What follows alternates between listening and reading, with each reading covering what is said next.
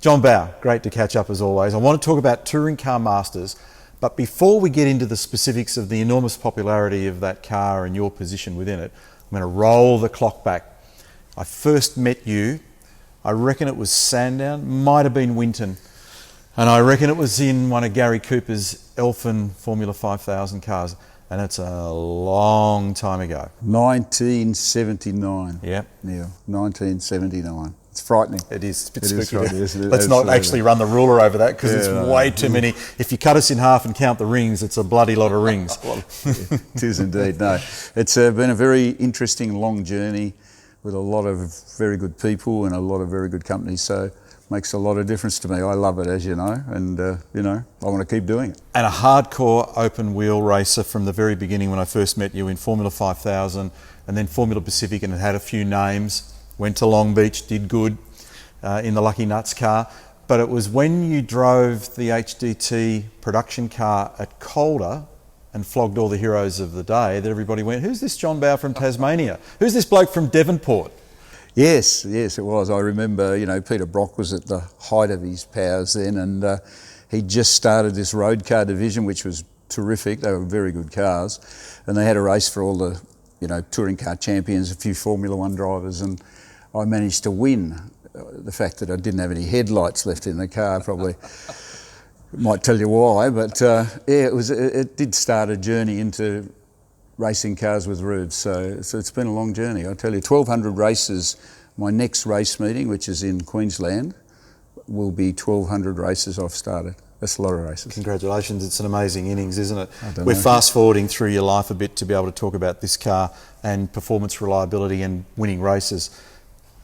But we talk about the Volvo, originally with Robbie Francevic, if my memory serves me, and then it became the Volvo dealer team. Yeah. All that stuff happened, and then you lobbed with Dick Johnson, and that went for more than a decade in one of the all-time partnerships. Yes, it did. I was lucky.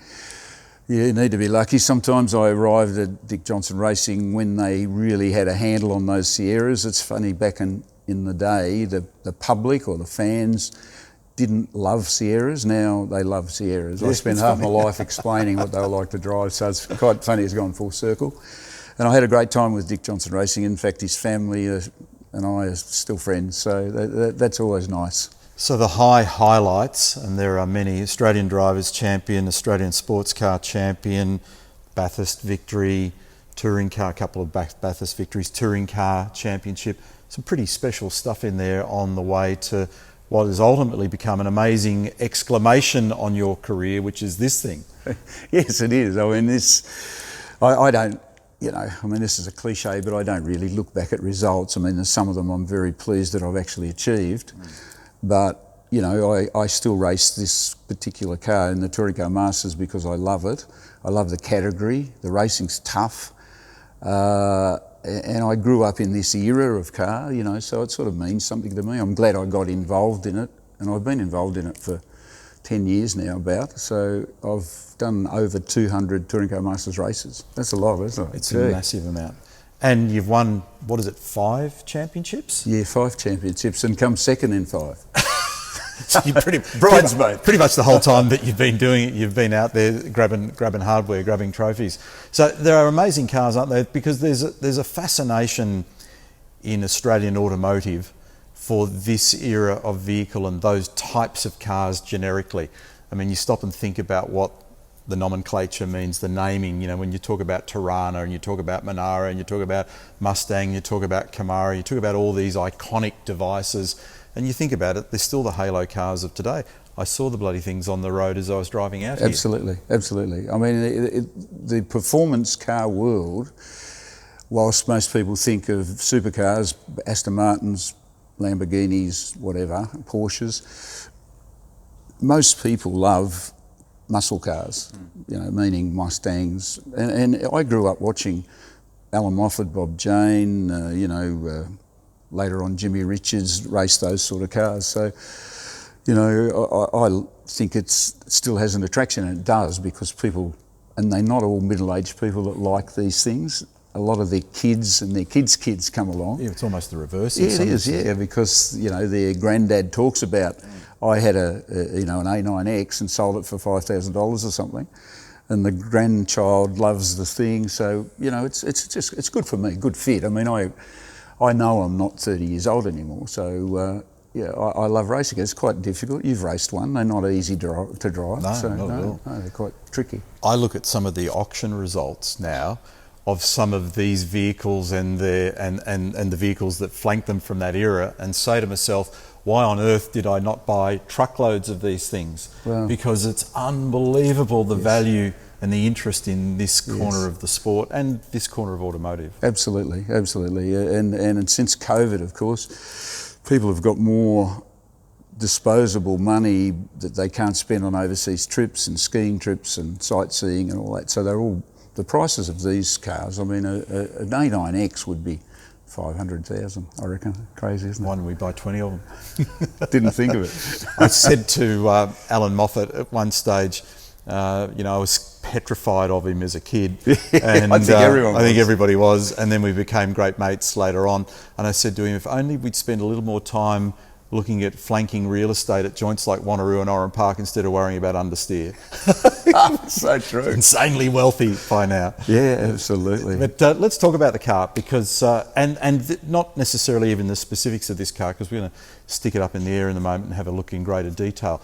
But just generically, these types of vehicles, I look in the window, and I just had a bit of a 30-second tour of it before we started the chat, and it just reminds me of all of the stuff that was done through the late 60s, 70s and through that early 80s. It's a great period. Quite simple. I mean, it's a proper car built out of a proper body. It's got a better roll cage than it had in those days. It has, obviously, today's world, the brakes are better. They're not big, but they're better because the materials are better. The lubricants are better because science has made sure that they were developed over the years. But it's still an old style car. It's got a 4-speed gearbox, and it's got 8-inch wheels and 300mm rotors. So, you know, but back in, you know, we both knew Peter Brock. You knew him better than me, but he won Bathurst 1000 by 9 laps once in one of these. Imagine the parity, 9 Harley. laps. Imagine what would happen today if you won it by 9 laps. And it would have had 400 horsepower. This car's got 600 horsepower. So that's what science has given us, you know, understanding of things, you know, modernisation of materials and things, and it makes a lot of difference. It's you know, it's something to behold, I reckon. We were in conversation just before we came into the workshop here about Mobil One specifically, because they're one of your partners in the racing program, and you talked about adding Mobil One to the car and literally adding instant performance. Yes, it's always looking for a gain in performance, because the rules of the category are restrictive in some ways, so it has to be, in this particular case, a 5-litre engine. So my engine guy, who I'm very respectful of, he did some testing on his dyno, a proper dyno, not a rolling road dyno. And so we used a Mobil One product, and at Symmons Plains this year was our first round. The car was 5 kilometres quicker down the straight. Wow. And at Eastern Creek, Sydney Motorsport Park, it was 4 kilometres quicker. This is attributable to one product alone. So that's, you know, when you look at supercars all going the same pace, they're all doing 271 or whatever, 4 or 5k in a straight line is seriously, it made me seriously look at it. So obviously that level of performance jump is enormous, and if you had to do it mechanically, it would probably cost tens of thousands, maybe hundreds of thousands of dollars. I don't think there's anything left in it. This is why we're looking for more from other areas, because, you know, I've spent, I hate to think, I wouldn't add it up, developing this engine with, you know, camshafts and cylinder heads, and you know all the stories, the exhaust systems and things. But to be able to get that sort of gain, and it's absolutely data proven, you know, it's not just like, you know, I'm sure I reckon it's this. Like in the old days, you used to think you had to look at the tacho. Come on, you always told me that you had another 5 horsepower every time we bumped into you. Anyway, it's the real deal. So it's that's, once again, it's science, isn't it? And our modern world is way different than it was back in the day, but the car still looks the same. Reliability is a huge part of that story as well, because it's all fine and dandy to have the performance. You've got to be there at the end. We've both gone through that procedure in the wrong direction. Yes, yes indeed. I mean, I can't recall the stats, but I've had very, very few, touch wood, DNFs in this car, because you know the products we use are the best of the best, and they generally don't let you down, and the people that work on the car know the car very well. It was built in Bendigo by Gary O'Brien and his crew, and they're good at what they do. You know, they're not at the front line of Dick Johnson Racing or 888, where in Australia they're the focus of motorsport people, but they do a great job. You know, I never ever think about anything going wrong with the car, which is pretty good. For a person that's had a racing career that's literally spanned a lifetime and decades, here you are after all this time still coveting the notion of winning races. It still means everything to you, which is pretty cool, isn't it? Well, I don't know whether winning means everything to me, but being competitive means to me. Yeah, but an opportunity to win. An opportunity to win, yeah. I mean, the last race I had, which is very fresh in my mind, was a knockout stoush, you know, and it was like I was looking back to the 80s, really, you know, paint's flying off and panels are flying. Like, I start to think to myself, gee, do I need to do this? But anyway, I do it, and I love it. It's a drug, isn't it? It is. Well, it is a drug, yeah. It's better than drugs, though, because drugs I don't think do anything for your health, but this is good for me, you know, this is uplifting for me.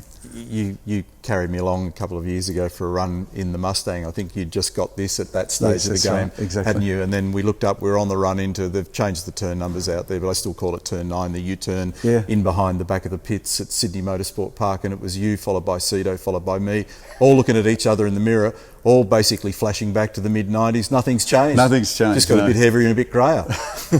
Well, in my case. It's so good, yeah. But I mean, Touring Car Masters has attracted some good young guys now, you know.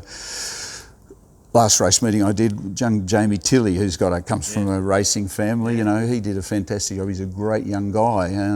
You know, whether Touring Car Masters is a good path for him to go to supercars or whatever, I don't know. But there's some good young guys. Our dear late friend Greg Hansford's son, Ryan, is a fantastic driver in Touring Car Masters, and, you know, just has all the right attributes. Sometimes you're in the right place at the wrong time, and he obviously wasn't for supercars, but it's good. I'm blessed, really, you know, when I stop to think about it.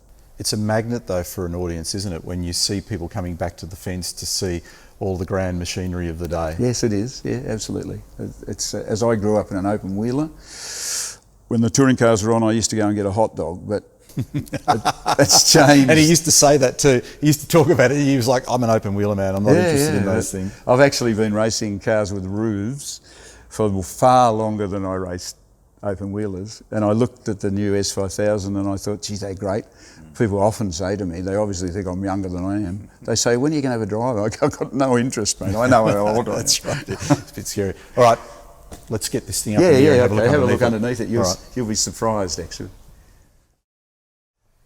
Okay, so this is my official garage tour, so treat me like a customer. I know nothing. Please explain, said Pauline Hanson. Please explain. It's by the rules of the category, it is a 5-litre engine, because Tiranas came out with 5-litre engines. Originally we had a 308 engine in it, which was a terrific engine, Australian built, Australian designed, but it was very hard to get parts for them, specialist parts, crankshafts, rods, pistons, things like that. So the category allowed not just us, but any Tirana to use a Chev engine. So it's a 305 cubic inch Chev engine. It has aluminium cylinder heads, normal, it's a Brodex manifold, which, you know, most people that have car enthusiasm would know what Brodex is. It's got a 4-barrel carburetor on it, which is like a big Holly. Obviously the engine, all the ancillaries at the front here are dry sumps and power steering, so it's got power steering, so it doesn't kill your arms like those old things used to. It's, you know, it's a very high-end engine, but it's quite simple too. It's got no electronics. It's all got a normal MSD spark box thing that they control the revs as the category does. So it's allowed to use 8,000 revs, this engine, and the 6-litre engines in the category are allowed to use 7,500. So my previous car, the Mustang Sally, which you drove, was 7,500, but a lot more torque. So this is a bit more critical because it's smaller. You wouldn't think a 5 litre engine's small, but No. compared to a 6 litre engine it is. You know, the thing that strikes me, and it was said as soon as we opened the bonnet with some of the folks that are here with us at the moment, you can see it. Yeah, you can, yeah. There's cool step number one. It is, isn't it? You open most cars now, including supercars, and you can't see anything. There's nothing to see. No, but it's, it's a, you know, whilst it's better than they ever were back in the day, it's still an old car with, you know, fairly basic technology. It's not, even the cylinder heads are aluminium. They're made by Brodex as well, but they're a spec cylinder head. You can't, you know, 18-degree valves, for instance, for any tech heads. It's the supercar heads are way more specialist than this. Totally different universe. I'm going to drag you back into Mobile One land. Yep. So let's talk about performance. So, and then I'll get on to reliability. So in terms of performance, give us some numbers. Has 605 brake horsepower. And about no, it's not. But it has, you know, 8,000 revs to do it in, and it makes 605 horsepower at about, on a good dyno. There's dynos on this dyno, at about 750. Wow. So, and it's got 450 foot-pounds of torque. It's got a ton of torque then. It has, yeah. But, you know, considering torque is really critical in these cars because of the gearbox. It's got 4 gears, so you're not, you know, you haven't got 6 gears to. I got a gear for every occasion. Yeah. So it's 4. So you have to use. We've got 2 gearboxes we use.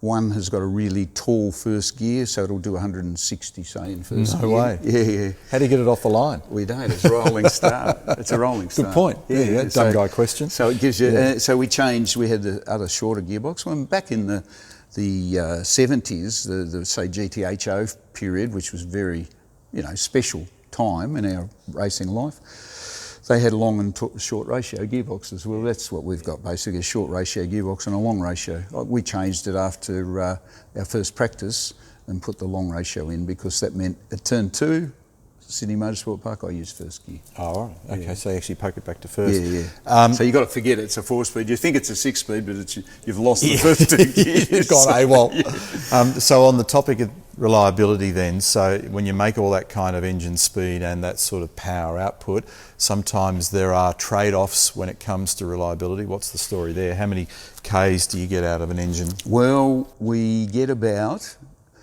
and this is one of our reasons for now using Mobile One. We get 2 seasons. So that's not seasons. Yeah, seasons. But we don't do 300k races. No, but still in all, that's not a bad. 2 seasons, yes. And do you get much loss along the way? No, you don't get almost zero loss in performance. But then there's my guy at Synergy Race Engines, Steve Makarios, I've known him for a very long time. He's done my engines for a very long time. He insists that we then change lifters, valve springs, things like that. But there's nothing wrong with them. No. But you've got to pay for it. Yeah, well, yeah. But I mean, if you look at them and you crack test them, there's nothing wrong with them. But he says that's about their life. So, you know, if you don't do it, you do it at your own peril. I ignored him once and broke the crankshaft, so I've never done it again. After that, you took his advice. I did. So in the lubricant universe, this is also only part of the story, so we need to talk about transmission and the rest of the stuff involved in this process as well. So let's fire it into the sky. Yeah, okay. This is the juice for me, JB, because you don't get under most people's racing cars, or if you do, you get in trouble pretty quickly. So give us the tour. Give us the end-to-end tour. There's some cool stuff going on here. Well, I mean, first of all, the cooling is for the brakes. As I mentioned before, the rotors are quite small in diameter by today's standard. Yeah. So it's got very good cooling, this car.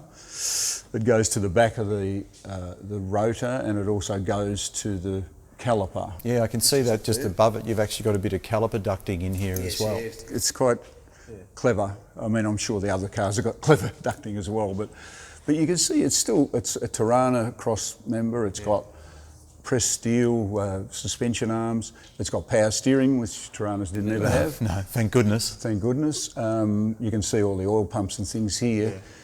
There's a little, this is like a MacGyver duct that Gary invented that goes to the starter motor solenoid, because half the time when it got hot it wouldn't start. So click, click, click, click. This has fixed it. Morse code. MacGyver. It's got adjustable Penske shock absorbers, which I've been working with, as you did a long time ago, for 25 years, so they're a very good product.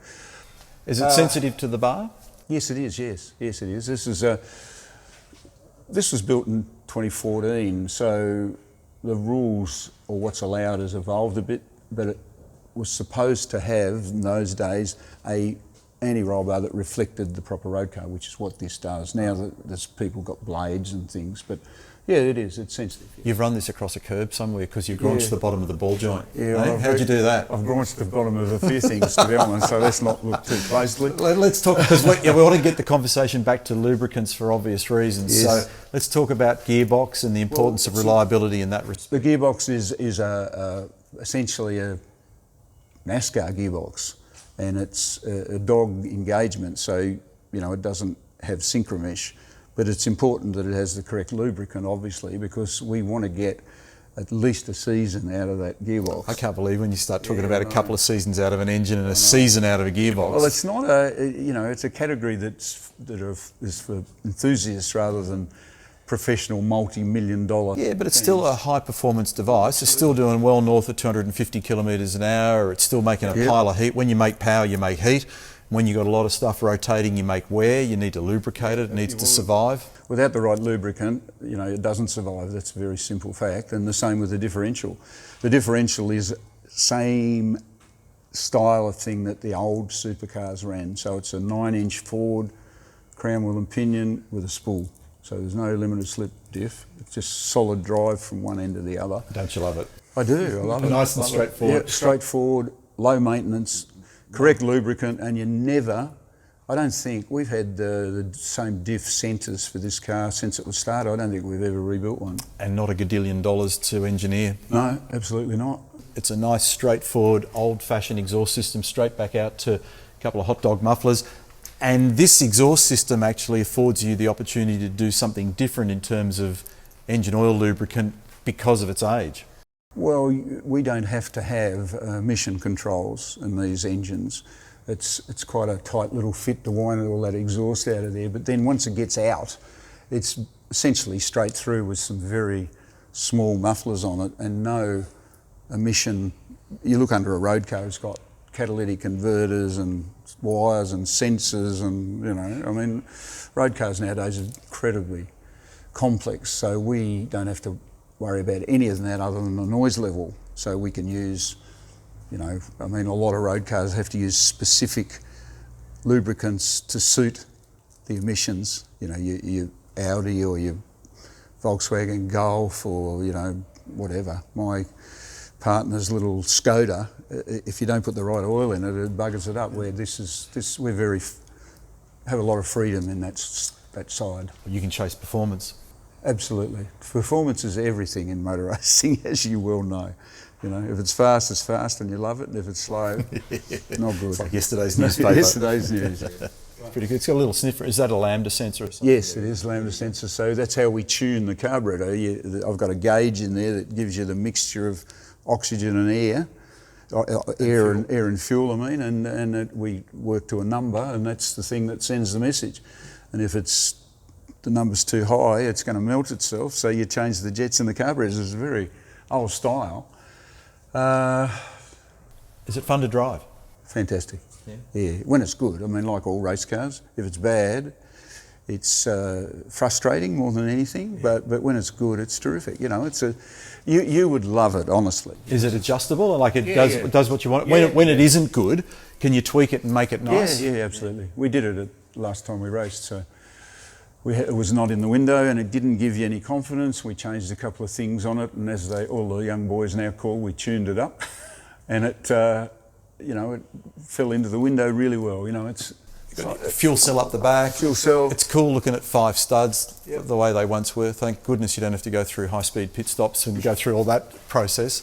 But that's pretty cool, isn't it? Just looking at the gear like that. It's got actually the relativity of the front brake and rear brake rotors not that much different. Not really, no. Not like you see on a sports sedan or on a supercar where there's this massive differential between them. Same shock absorbers. It's got a Watts linkage, which is here.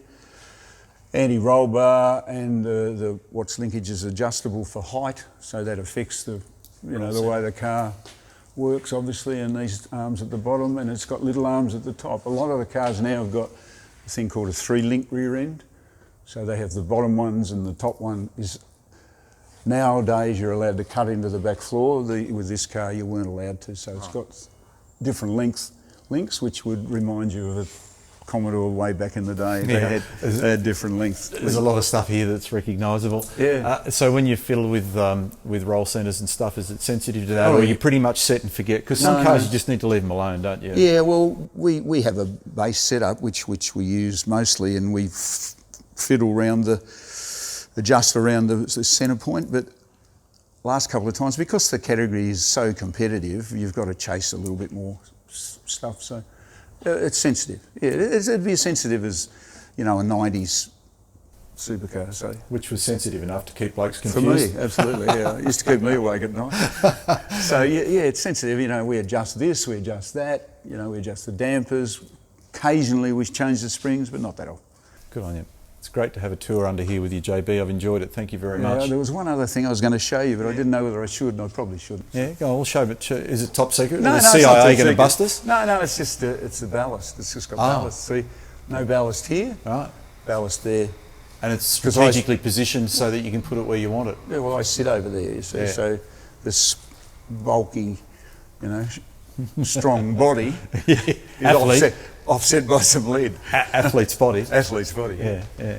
Mate, thank you so much for this, and continued good luck. I hope you continue to keep on blazing and blazing and blazing. As long as I can, mate. I appreciate the people that help me and support me and have done for many years, and that keeps me going. It's a special, I'm blessed. I am blessed to be able to race still with the people that help me race. Perfect end words. Thank you. No worries.